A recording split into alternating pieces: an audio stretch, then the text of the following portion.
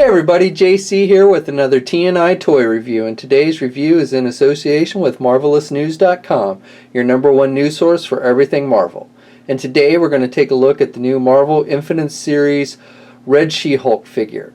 This figure is shipping in the second wave of Hasbro's new Infinite Series line, which is a rebranding of their 3¼ inch Marvel Universe line. Just with new packaging and a new title basically. And like with all the figures in this new Infinite Series, this figure comes packaged in your standard generic packaging. You've got the card back with, at the very top, the Marvel Infinite Series logo with underneath that the same 4 Avengers icon logos: Thor's hammer, Cap's star, Iron Man's helmet, and Hulk's fist. And then underneath that, the figure is clearly displayed with the name of the figure. And you can clearly see the figure on the card back. And then the card itself is just a generic black and grayish type color. The packaging, we see the picture of the figure. We've got a brief bio about the character. And then underneath that, we have a look at all the figures in the second wave.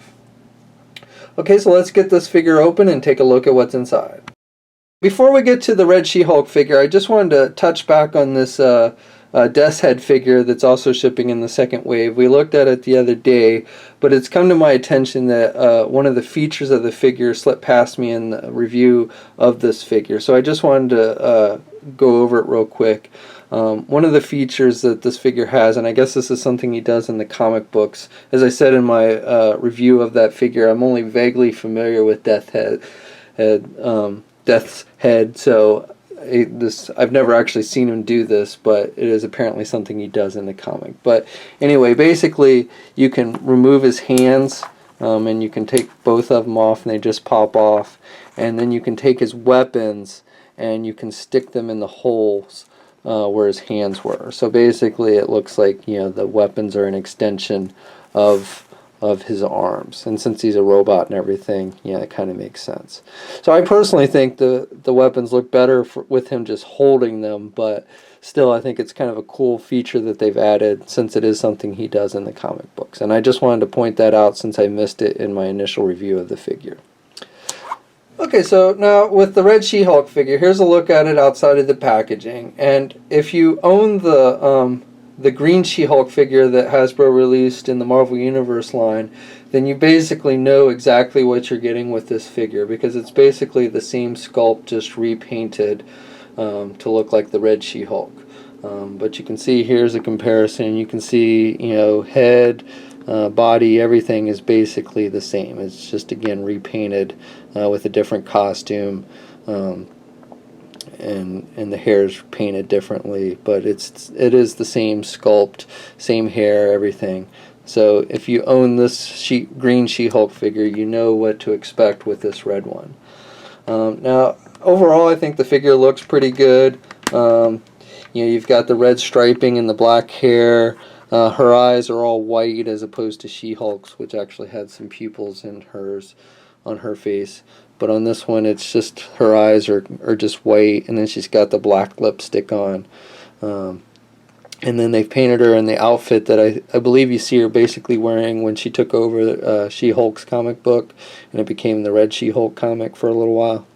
And this was basically the outfit that she wore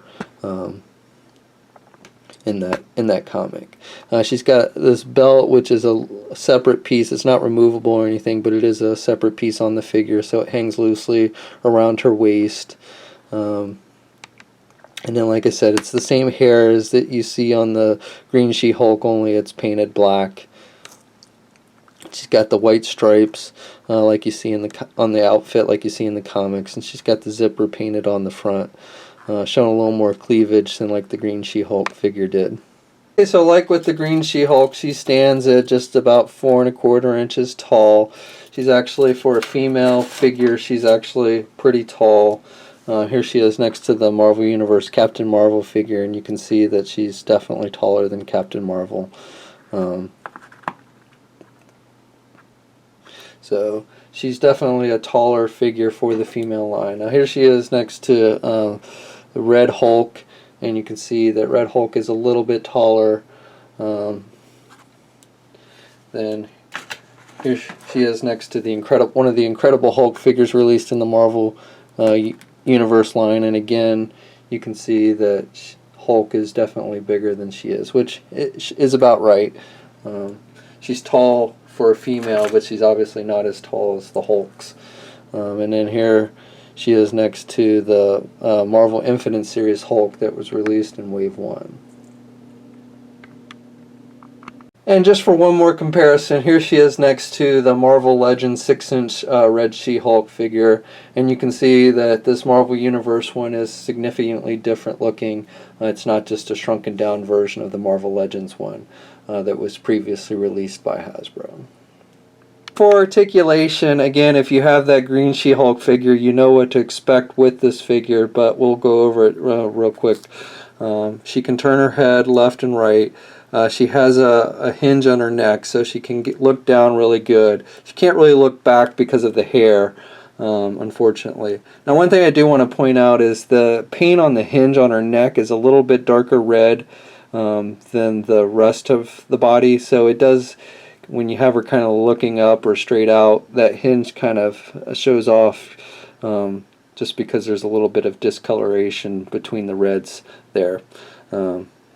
Not anything major, and I like that she's able to look down and stuff, so I'm glad that they included the hinge there. Arms are attached with your standard ball hinge joint. She's got good rotation. She has the bicep swivel, single, or actually she has double hinged elbows, so she can definitely bend, do some muscle poses and stuff, which is good. Now, one thing I will note, like with a lot of the female figures on the Marvel Universe line, the joints are really thin on the female characters because they have thinner body parts in general, the arms and legs and stuff. So you kind of have that soft plastic syndrome going on, and then you have a really thin joint there. So you just, I mean, I don't think it's going to break or anything, but just be a little bit careful when you're moving things like that elbow joint and such.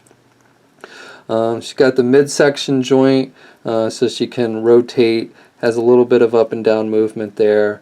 The ball joints at the legs. Now, she can't do this figure the way the butt is sculpted and everything. You can't really do the splits very well. That's about as much as you can do with this figure. And she can get her leg out pretty good, forward. But to get it back, again, like with most of the figures, you kind of have to go out and back. She's got the swivel at the thigh. She has double hinged knees, so she can bend her knees pretty good. But again, be careful because these joints are a bit thin there at the knee. She's got a swivel at the boot cuff, and then she has ankle pivot, a hinge with the ankle pivots, which is nice. And then she has 2 peg holes at the bottom of her feet.